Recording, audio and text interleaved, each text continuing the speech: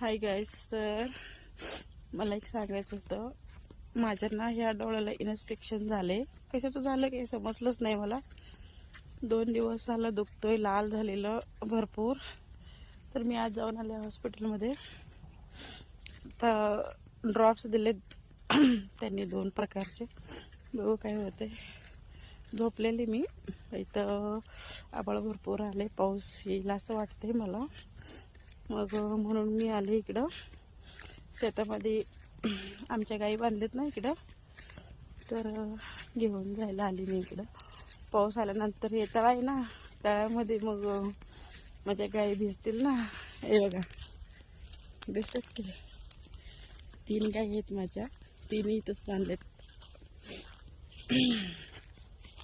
हे बघा आमच्या इकडचं तळ.